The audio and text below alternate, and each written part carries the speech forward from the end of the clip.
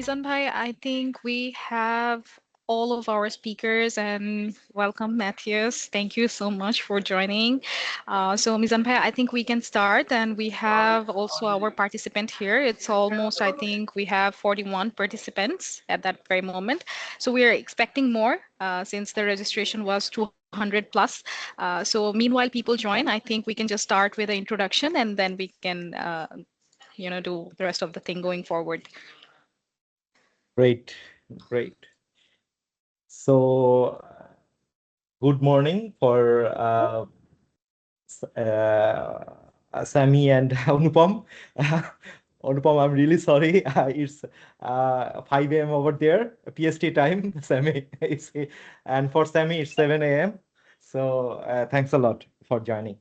And one thing, just want to add that both Sammy and Anupam, very close friend, and Sammy has been so kind to join this webinar, and we are having a lot of discussion about how the AI looks like, how the future looks like, how the software engineering looks like, and on top of it, the security part. I would say the security, the most important part.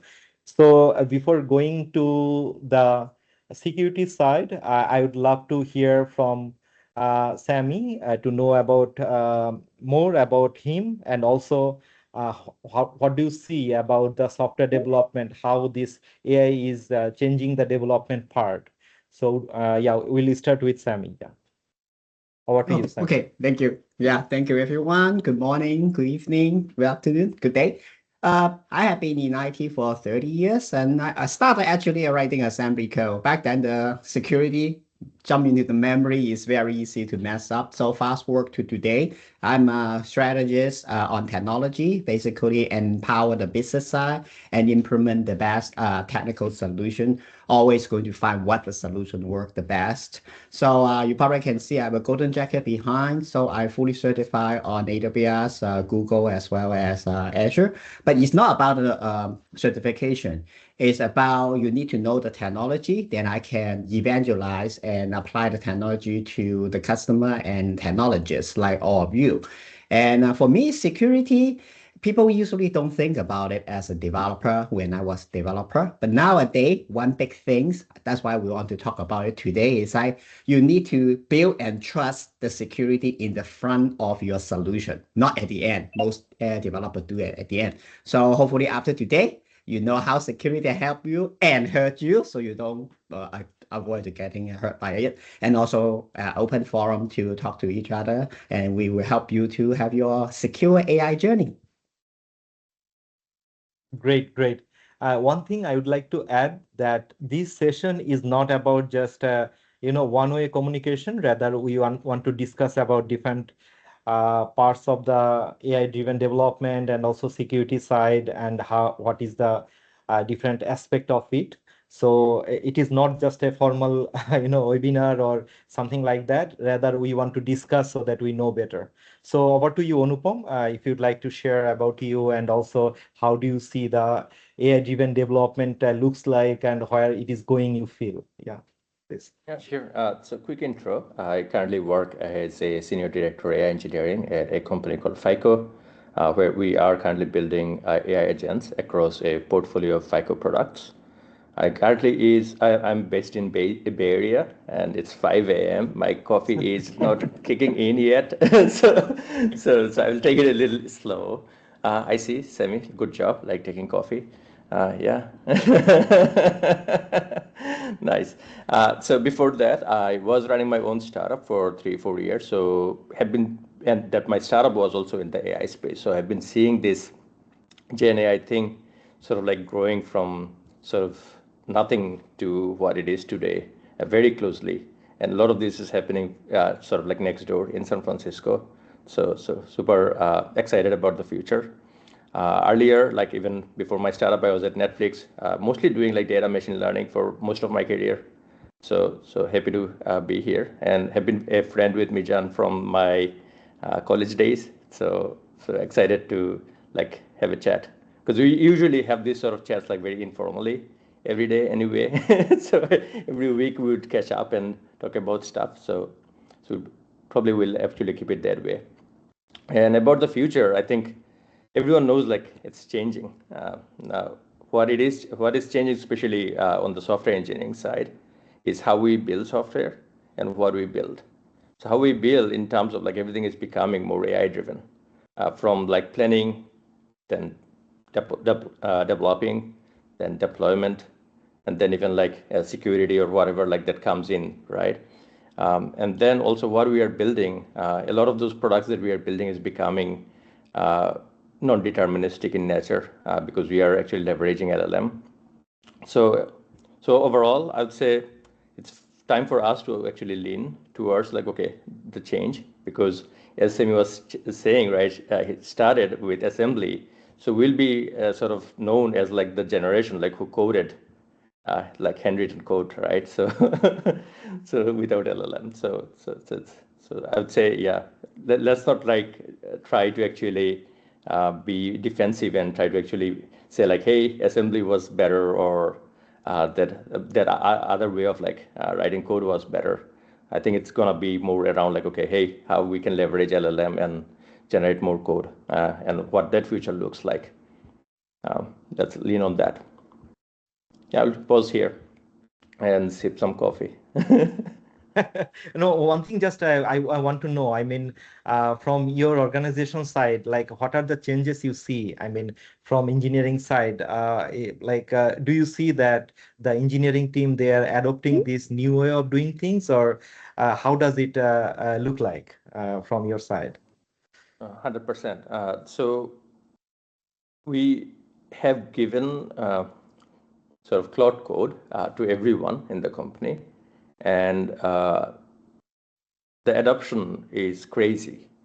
I mean, we don't even have to go and evangelize. So people who figured out like, okay, how to code the new way and get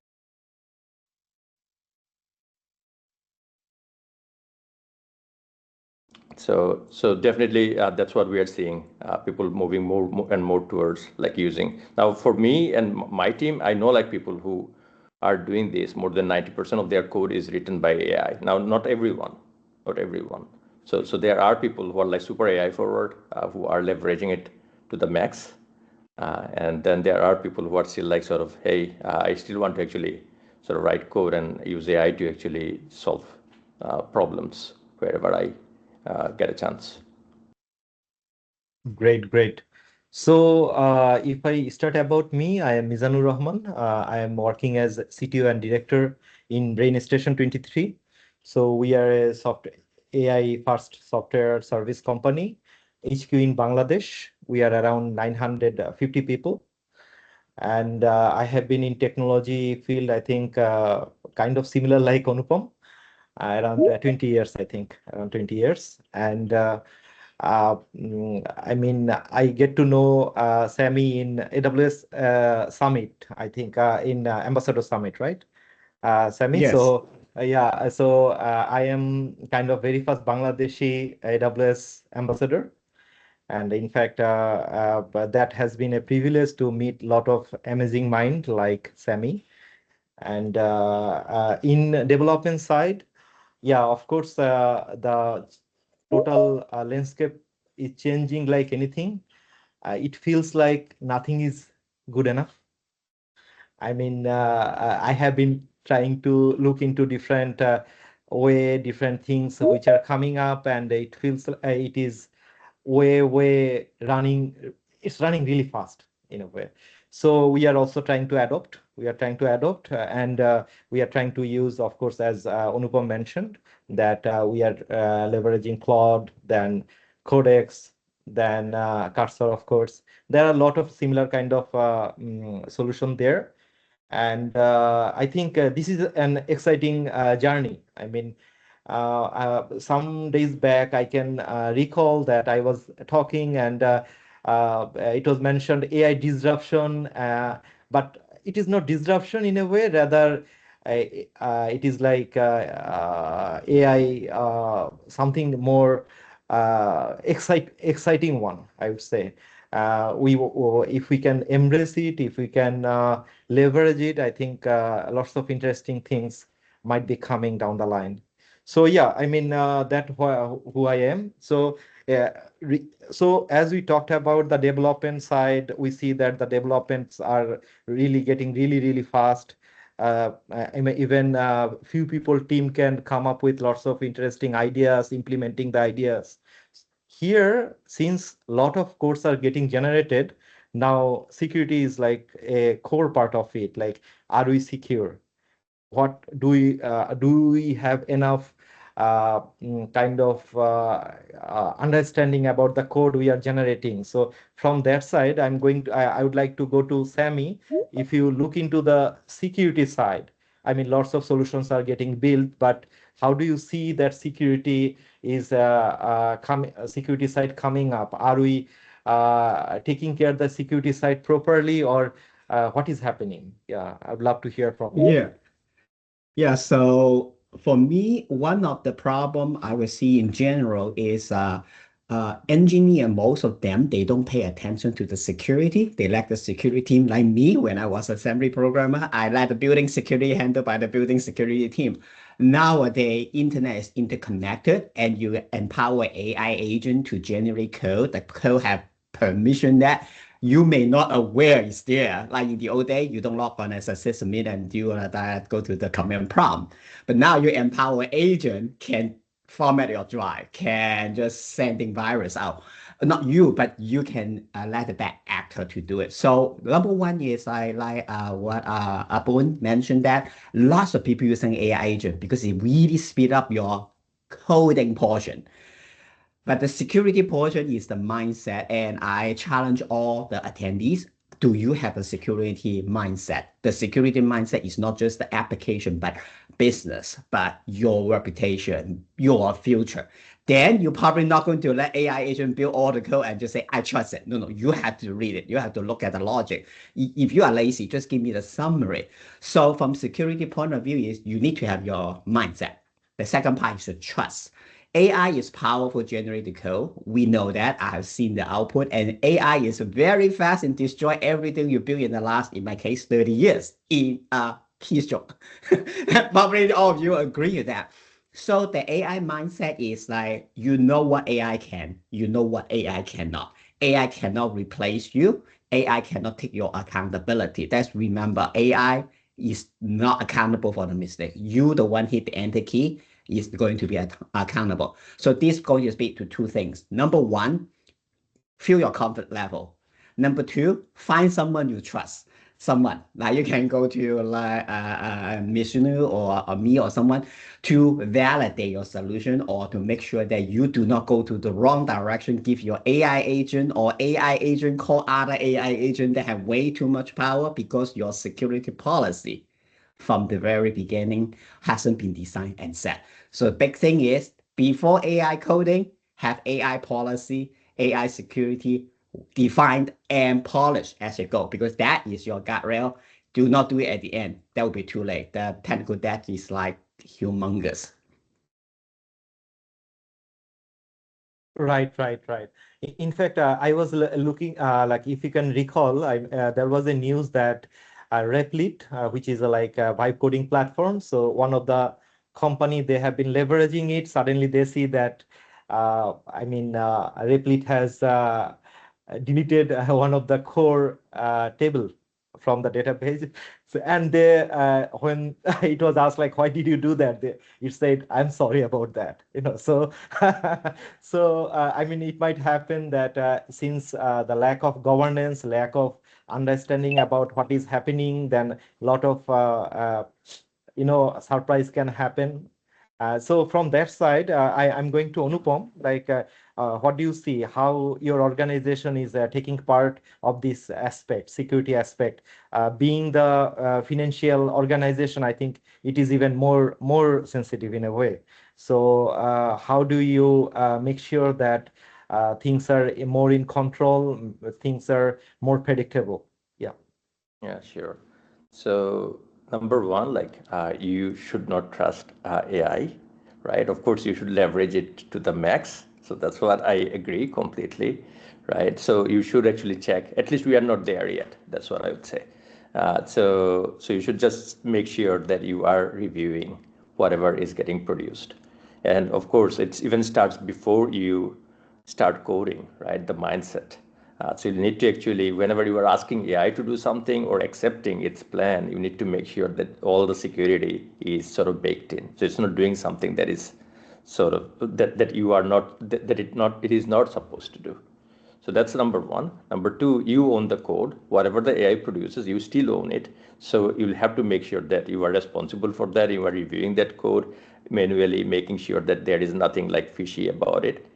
And then I would say the guardrails that you want to set up around it so that it cannot actually go and delete the database.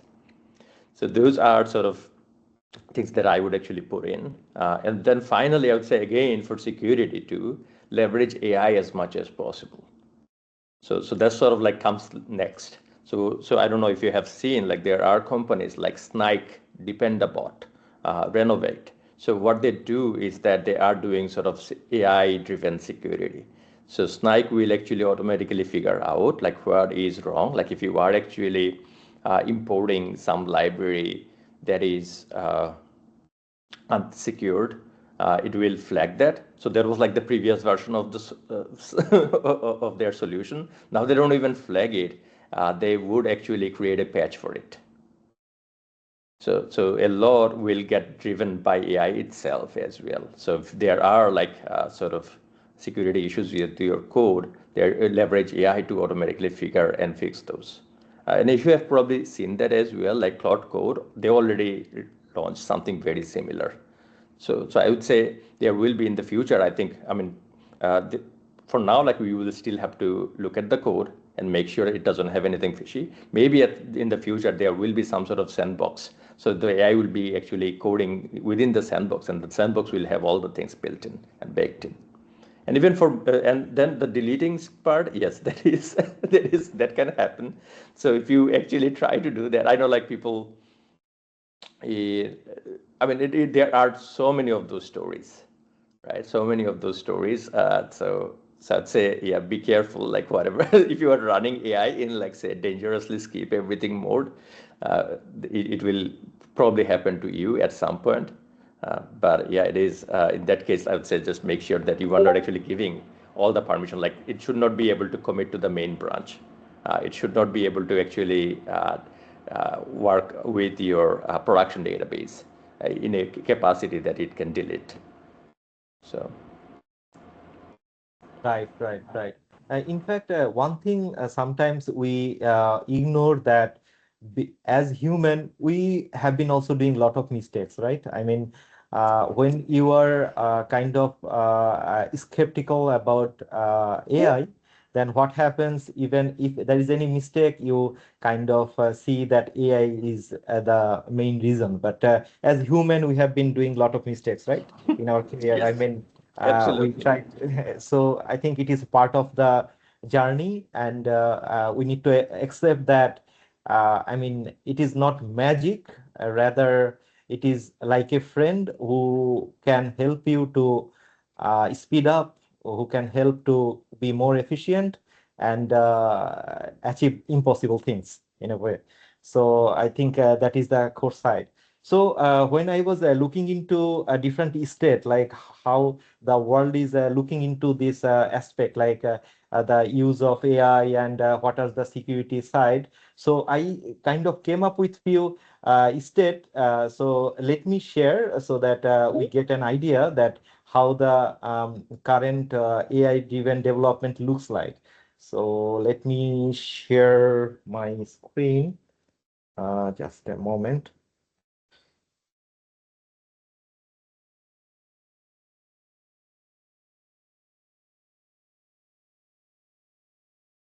While you are sharing, one fun thing I'm seeing is that Yeah. people are hiring more security people nowadays, and I think it is a sort of side effect of AI being deployed everywhere. So there are like more security jobs at least. Yeah, that's funny, but that's also true. It's like it's a shift of job. Maybe I quickly say, remember I was writing assembly code before assembly code has punch card, and then later on they have C. I'm not going to bore everyone to tear. the technology changed so that I don't have to buy the move to the AES register or I punch those holes. That's boring. AI is just going to remove or AI coding remove the boring pieces or the waste 1 hour to find a missing space or missing period or missing semicolon indentation.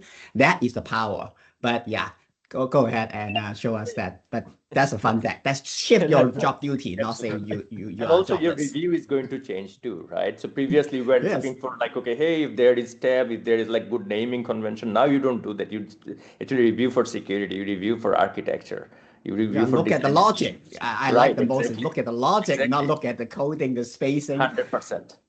So Yeah. it's much better now. I would say.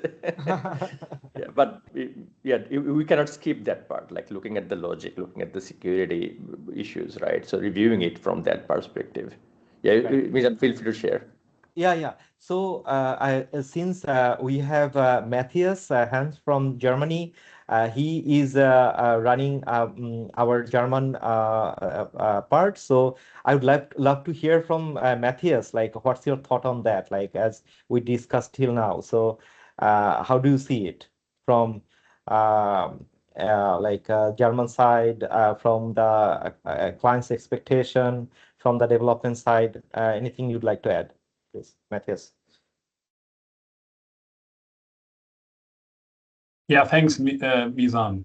Yeah, I know that we are using for sure in BrainStation also the help or the supporter called AI in coding, and with the statistics you have given to us a minute ago. The question is, and that is also what the clients are looking at. Where are the people, or where is the capability? Where are the heads? Then to stop the deficient coding parts coming from Copilot or other AIs. So that is an interesting question for the security of the code in the moment when you work, as an example, on the product information management system of a high-tech company. So they wanna be sure that actually the code which is deployed does not release all of a sudden some of their database, right?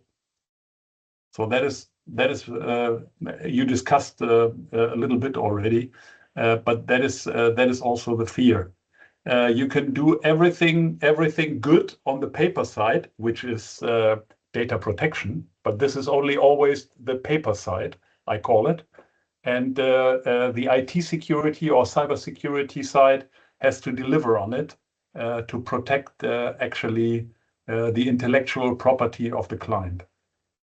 So would be nice to hear a little bit more how AI can rather help on that instead of giving open doors. Right. So let me share a few data like I got from internet, of course. So these are a few data. You see my screen, right? Yes, fair. Oh, perfect. So, of course, I mean, there might have a difference in country to country, organization to organization, but this is the data I got from Barcode 2025. So 70% of the organization have 40% AI generated code now, like who are heavily in engineering now. And most important side that 92% of the security leaders are concerned about AI code.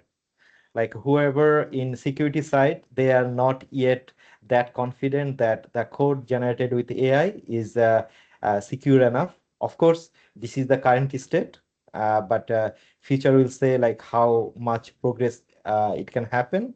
But the progress is enormous. Like as Anupom mentioned, that I mean, Claude, Anthropic, they came up with the security part, like which is kind of available for the enterprise and team now. But I'm quite sure that would be available for paid and paid user very soon. So I think they also get that similar kind of feedback from the industry, and that's why they are seriously looking into this security side. And the last part is more than 10,000 new security findings are coming up from AI code. That data is June 2025. So these are few things like the first one is quite interesting, that that the agentic coding IDE like Kiro that has been doing really bad a few weeks back. For that, basically what happened, Kiro has deleted a good amount of code done by human earlier, because it felt that those codes are not much relevant in a way.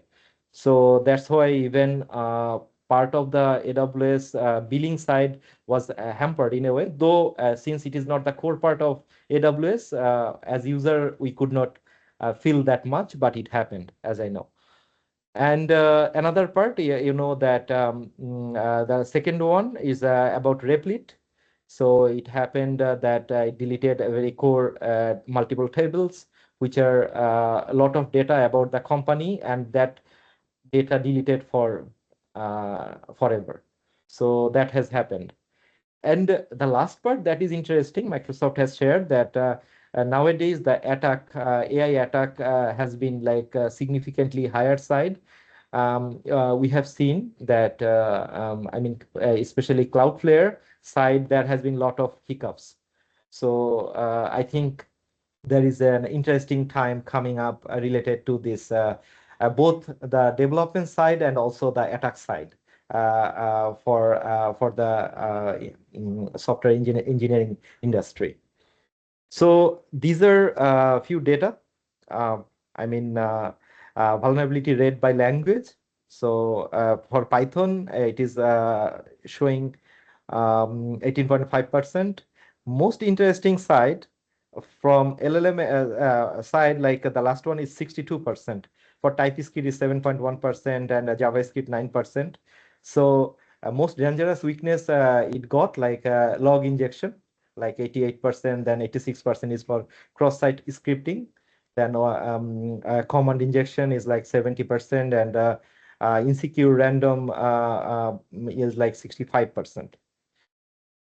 So these are top 10 LLM applications was for it. Like the primary one is number one is like prompt injection. So I think a lot of new things are coming up. As engineering leader, as engineering part of engineering industry, we need to be more aware about this new kind of threat, new kind of vulnerability side, so that we keep ourselves much more, the governance side is like much better in a way. So these are a few things like from development side, like from I don't want to go bore you everyone, but a few things just for our understanding, that there is a prompt injection and jailbreaking is there, training data poisoning is there, insecure code patterns are there, and supply chain compromise is also there. This is a case study that is interesting, that attacker is sending email with hidden encoded string that bypass the safety filters.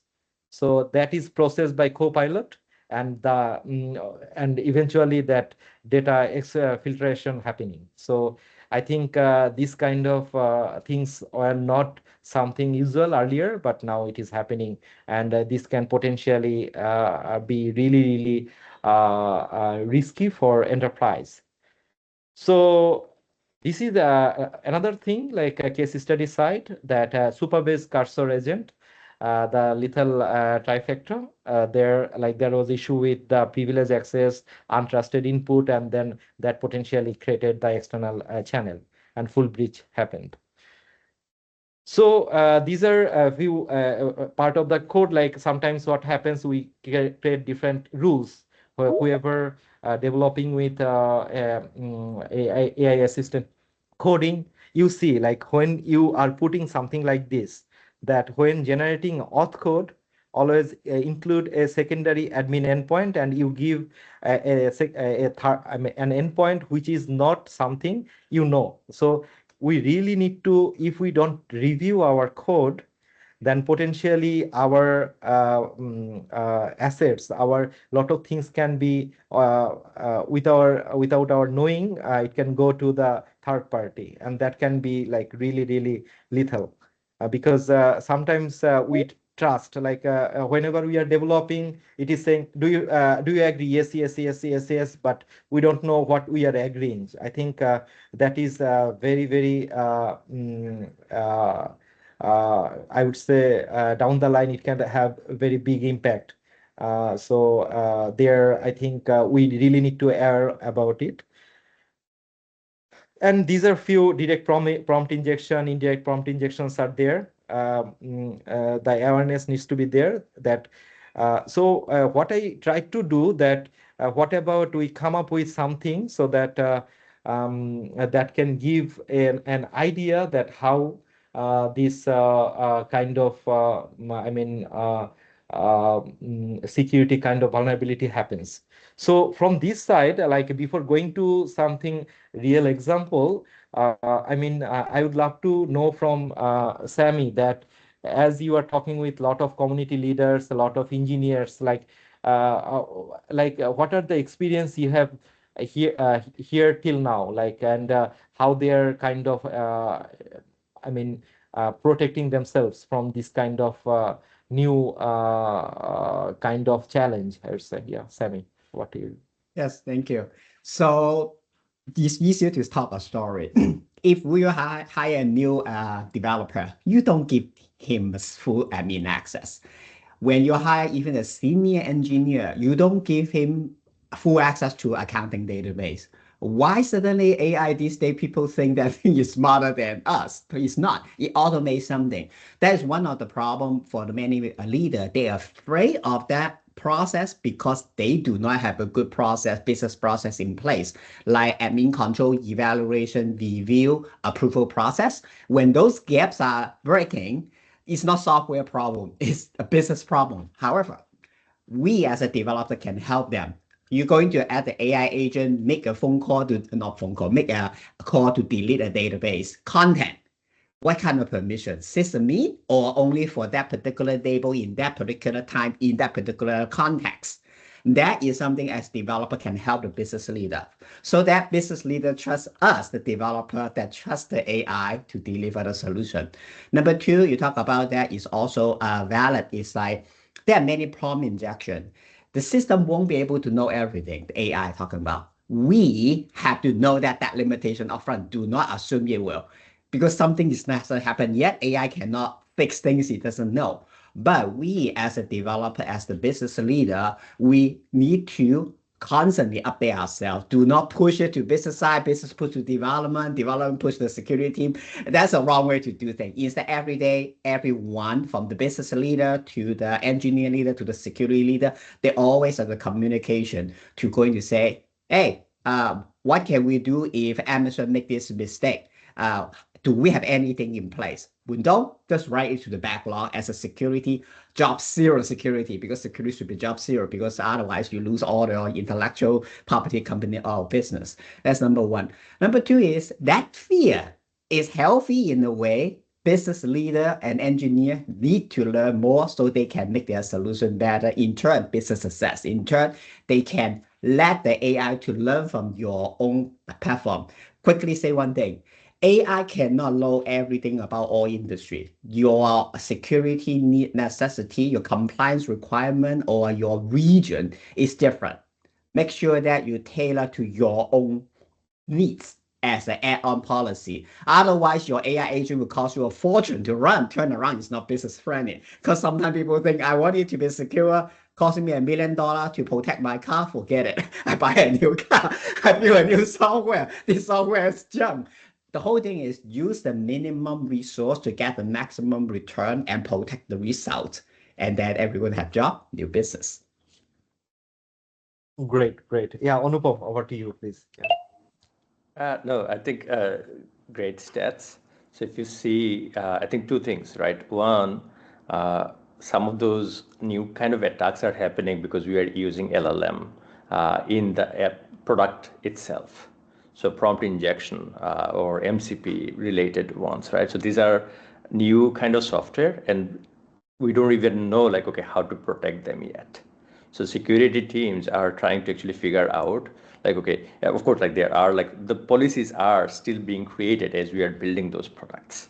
Processes are being created as we are building those type of product. So those exposures are sort of happening because we don't really know like, okay, what could happen. But as Sammy is saying, like I think people are getting some of those early warnings are actually useful in a way that leaders are getting scared. And it's better to get scared here because then you will be investing in sort of security proof those sort of solutions.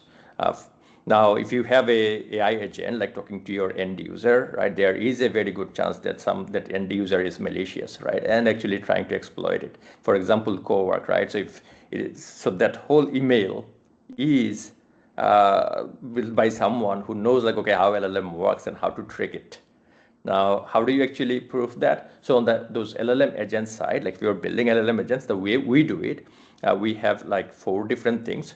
So one is evaluation. So we do have offline evaluation and then online evaluation. So we evaluate like how the software should behave and what should it do in those situations, both offline and also when it is live. And then we have something called guardrails. I know like AWS has some product that you can say like, hey, LLM, like if someone says something toxic, do not even like bother replying. And then finally, you want to add something we call red teaming. So you want to have your internal like team trying to actually penetrate. It's more like pen test. You can do it manually and you can also do it automatically. So there are like even companies who would actually run those AI-driven pen tests for those or like the red teaming against your agent. And on the other side, when you are actually not writing agents but building code using AI, that also exposes right security risks because people are actually relying and trusting AI generating fully secured code versus like actually checking it. So that part I would say it is a lot about like us, like business process. We don't probably have the right processes. We probably don't have the right sort of permissions. And as Mizanur said, right, even like normal human being could actually go and delete that, like if they have the permission. I'm pretty sure, like back in the days, we all have like dropped some database at some point that we should not have done, right? So I'd say now, like those are sort of like security postures that you want to actually take because otherwise, it doesn't matter if it is an LLM or an employee going rogue and doing bad stuff. Other interesting thing I found in the stat was that TypeScript is less vulnerable, and that's what I'm trying to get to. That hey, going forward, like the languages themselves will probably become more hardened, or I don't know yet. I mean, there is a possibility that hey, use something that is more sandboxed. Rather than like say C++, where you can actually get everything right and do everything. Yep. Great. Thanks a lot. I think that gives a lot of intent about it. So I was just asking Cloud Code, like, what about if come up with a sample code so that since there will have different kind of audience, how this kind of security part can be real time can be seen.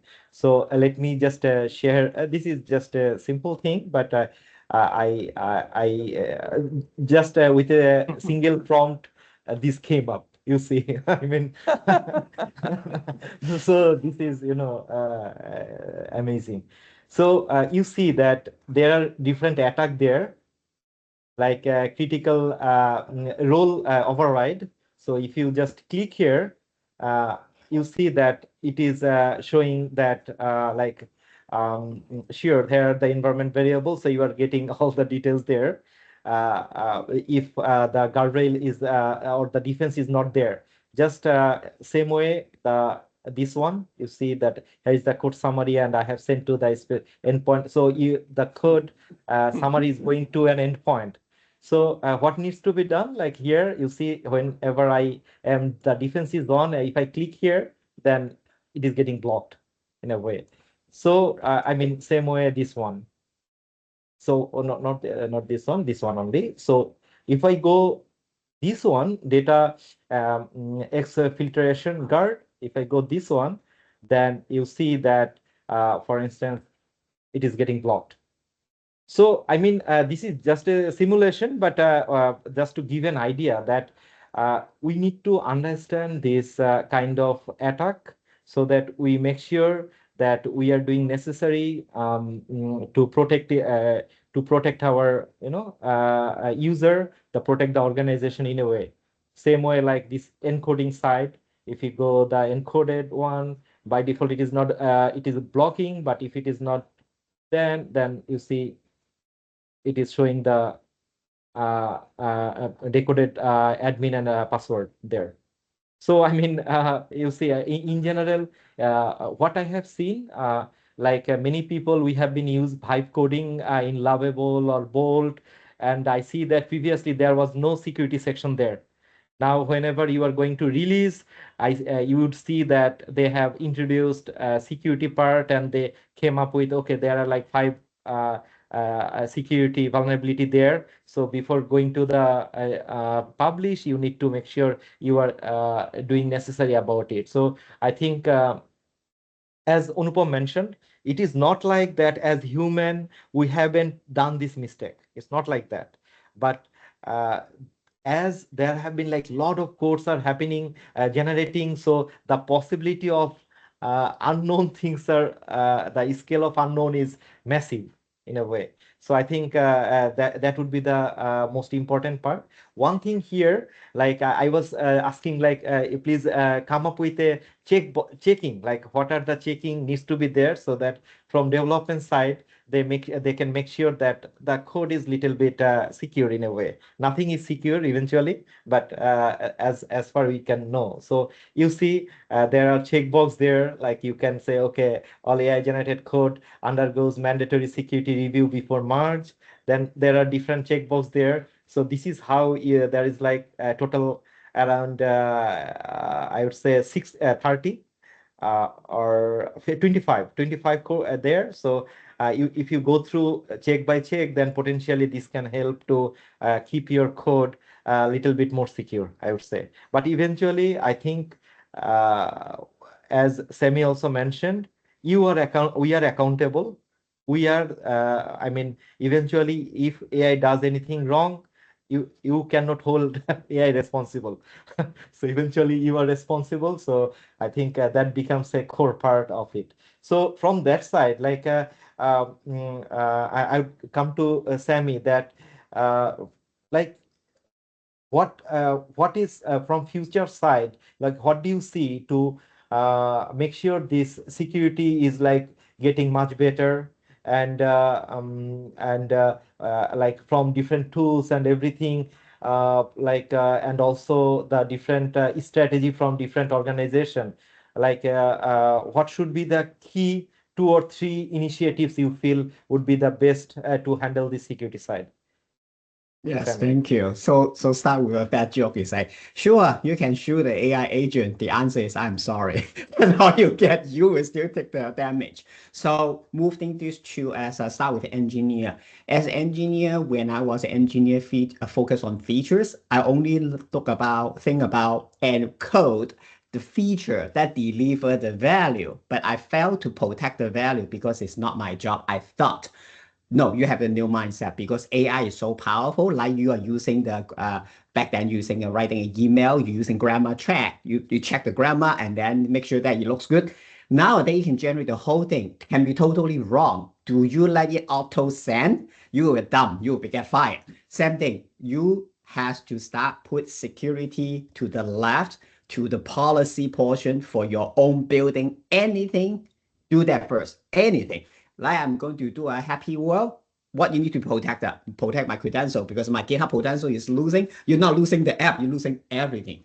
That's an engineer point of view. And do not be afraid. Security is your friend. Trust me. When I was doing a security strategy as well as a compliance officer, I protect you when I was a security program manager. I protect your feature can be released, so you get a bonus. Do not take me as the one-stop you, because if your code, for example, seriously, our code is so insecure, they go to the public, we company go down, you lose your job. Security manager protect you. Hang out with the security manager, go to the security meetup, talk to them, learn. Trust me, you gain more and you will be a well-rounded. And remember, we say security has lots of offering. Maybe you can be the security manager, be friend with yours. So that's engineer part of you. This is what we should do to equip yourself and start put everything security first. Like you showed the example, you write a program. The first thing is like, write some security. Help me to write some security. If you don't know, let AI help you to write the secure guardrail. Help me the guardrail, make this some prompt. If you don't know, ask, and then you learn. Then you write the code, because that will make you become better. Business leader, you don't trust an engineer to have a potential destroy your business. Why you trust AI agent? So which means you need to partner keyword with business or vendors that have strong security experience, so they can give you the idea how you go forward. But do not wait. If you're not using AI because you're afraid of AI, your business is moving so slow, you lose your security to be success for your business. However, that doesn't mean you randomly trust any. Go to someone, ask them, tell them your business need, and then ask them and work with them how to solve my core business, the domain I have. Because you go to financial industry, it's different than the entertainment industry, because I work with multiple industry. The security, some is extremely loose because they need to move fast, but they protect certain things. The other move very tight, but they only protect that. Do not generalize. One AI solution won't, but general, like you just showed the demo, there's some checkboxes. Start with check everything. Your app won't work, trust me. Then you start to uncheck and then see what you can kind of like let go at the moment, document, come back. So if that's the case, your business will be more secure, your team will be well secure. And another joke is like, and you hang out with more security people, you may hire the right person, then you'll be better too. Right, right. Yeah. That makes complete sense. I mean, thanks a lot. So, Anupom, like over to you. Like, what can be the guiding principle here, and two or three key area you feel we need to be most serious about? Yeah.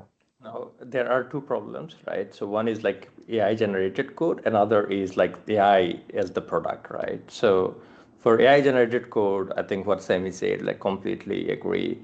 We need to like make sure that it is part of the process. So you are just being responsible for the code being produced, and then you review that critically, right? And then make sure that you have all the sort of tooling and processes around your sort of like CI/CD pipeline. So if you, as long as you do these things, I think you will be in a better state. It's not like it's very much like how it was before. It's just that you don't trust AI and just blindly march that code. As long as you are not doing that, it is a code that you wrote, sort of, right? There is nothing different about it. And the other problem is that, of course, AI is producing way more code than it was. So now, like, it can become a bottleneck. Now, depending on your situation, right, how much of that process you want to add, right, depends on the business.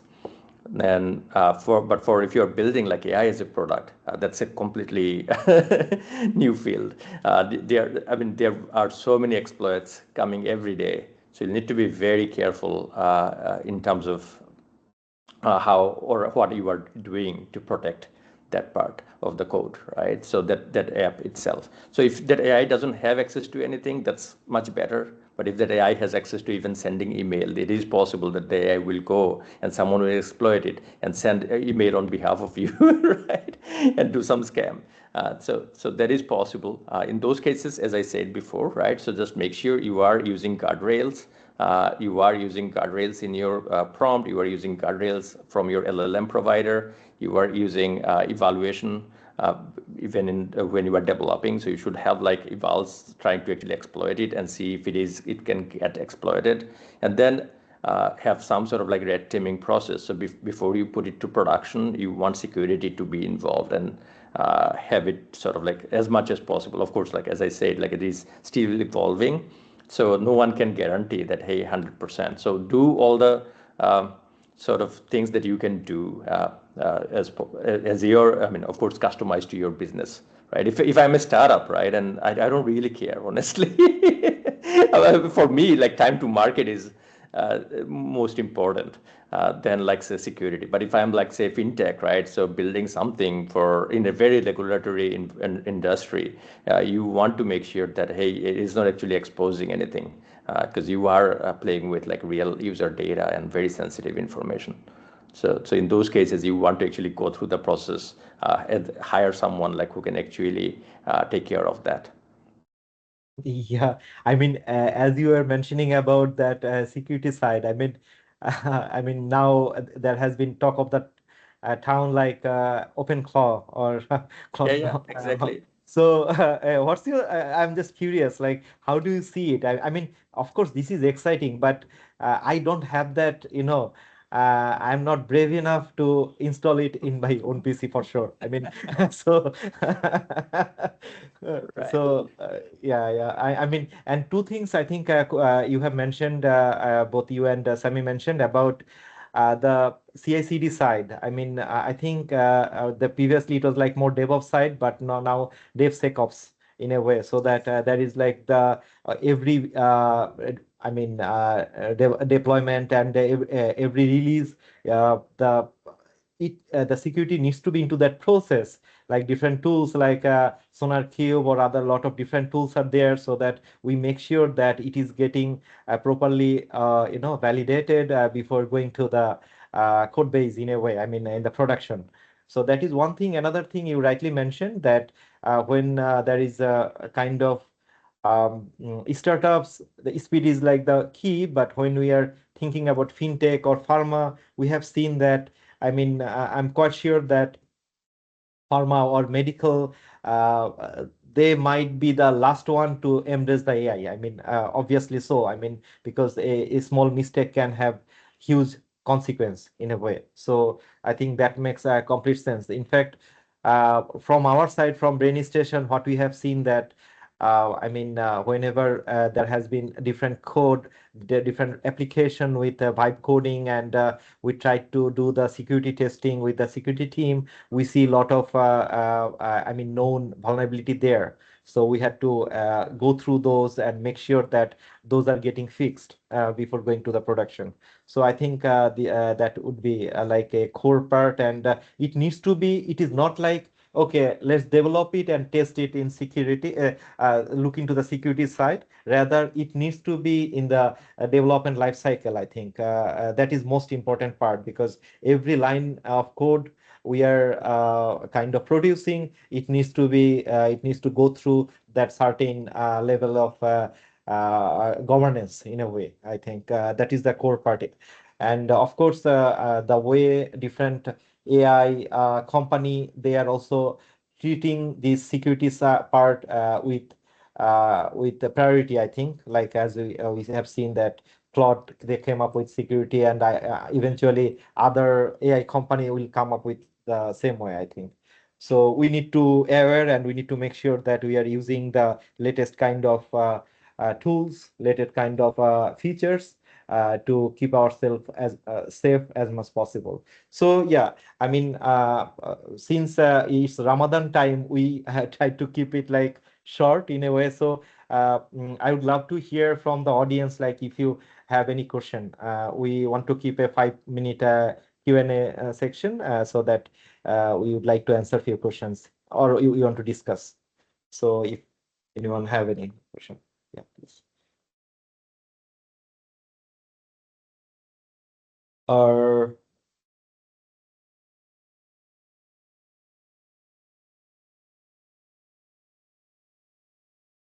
I see in the chat box we have a question from Mr. Matthias Payer. So if you'd like to address that question, please. Okay, so the question is, with the help of AI, the number of zero-day exploits in operating system and DB code increased considerably compared to pre-AI time.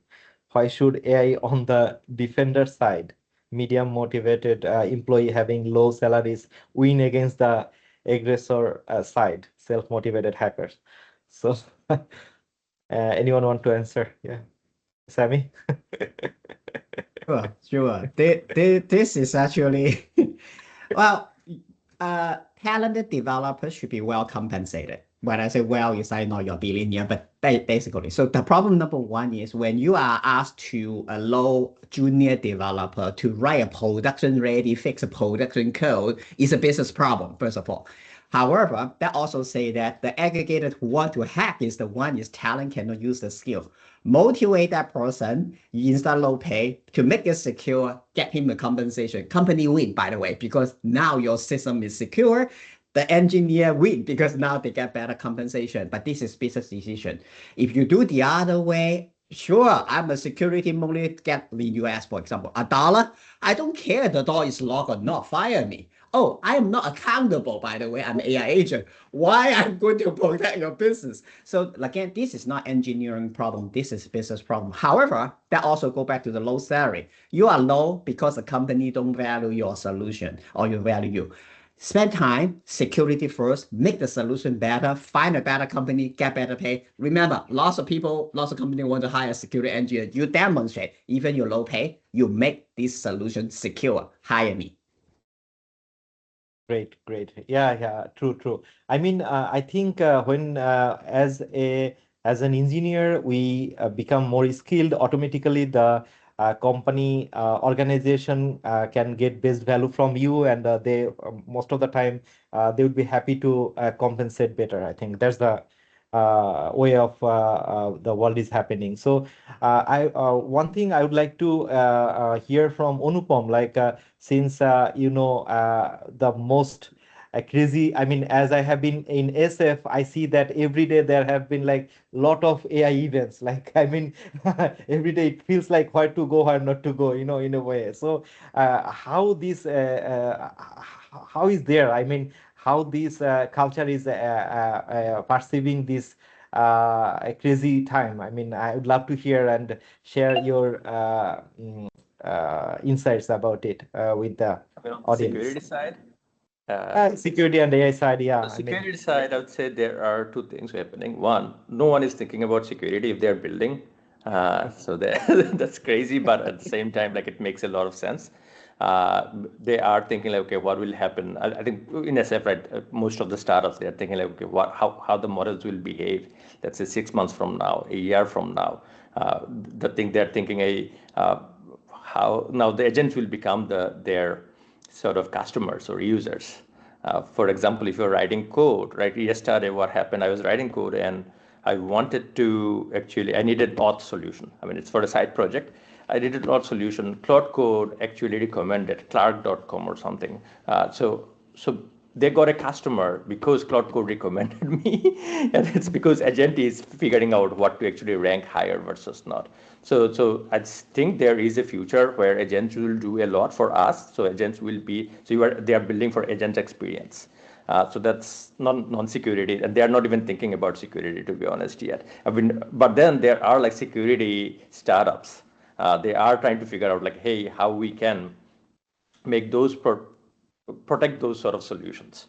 So there are like AI teaming startups. I have invested in one, and then there are solutions who are actually looking at like, okay, hey, if agents is doing payment, like how things will actually work, like how do we actually secure that? So there are also like companies who are trying to actually figure out all those loopholes and all those opportunities out there, and trying to solve those for them. But it's sort of like everyone's building for like say a year from now, so which is crazy. It is not happening. It has not happened yet, but I think at some point we may see some version of it. Now I don't know if it is a year from now or 10 years from now. Great, great. I think there is a question for you, like which criteria is very important in AI in future? I don't know what it means. What criteria is important? I don't know. I'm not sure if you can actually explain, like, what do you mean, like AI in future? So Is it from Imran is here. I think you can ask the question. I think, yeah. Imran. I think which topics or which uses tools in AI? Tools.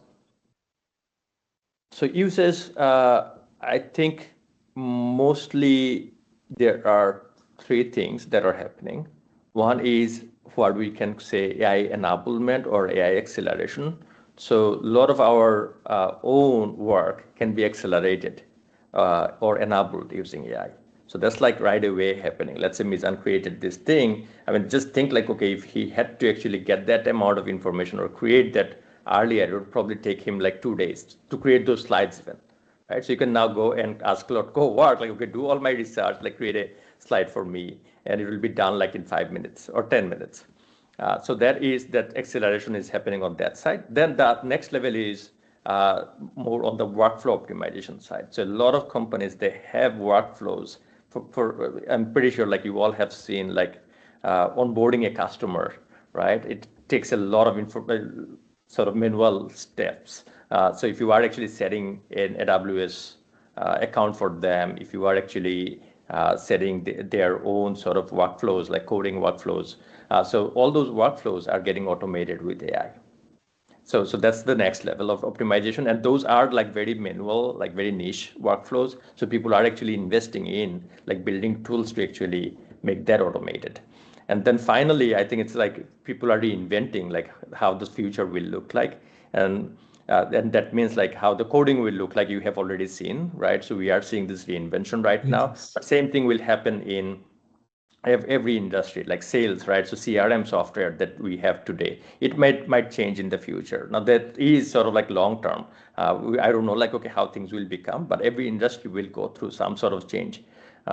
And in Of course, like there are at least in engineering, people are thinking like, hey, does it mean like we will need less engineers, or does it mean like we'll need more engineers? I think because all those industries will go through this change, it will need like a lot more of building, and probably people will be building better software. And the need for like the whole status quo will go up. So think like when I don't know if I was thinking like when we were like building Mijan and me in Web 1.0, right? It was like HTML, CSS hand coded, and then something like a Dreamweaver. I don't know if you know, so remember, Sammy, right? So it came and you can drag and drop, and that's sort of like everyone could actually build websites. But then the quality of websites, like the expectation from those websites went up. So I think the same might happen here as well, because now building a software, like rudimentary software, is so much easier. People will probably like start expecting more from that.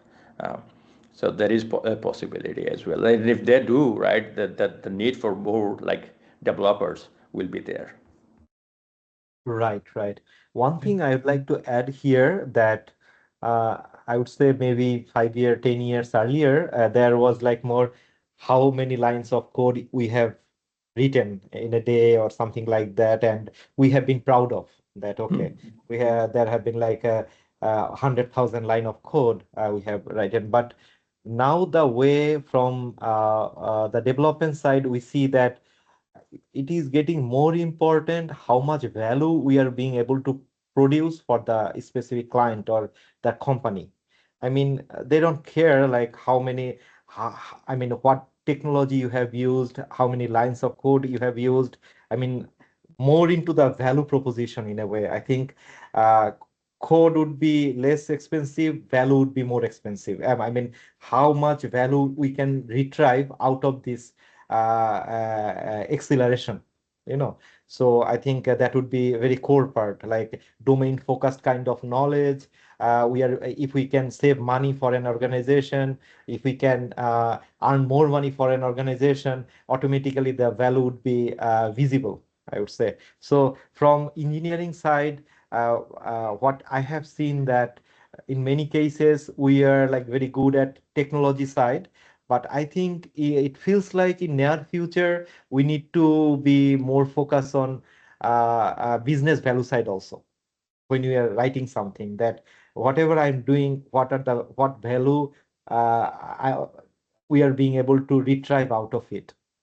So that might be the core part of it, because there will have a lot of puzzle piece there, and we as engineer, as a technology leader, we need to just connect those puzzle piece, connect those dot, maybe without writing a single line of code.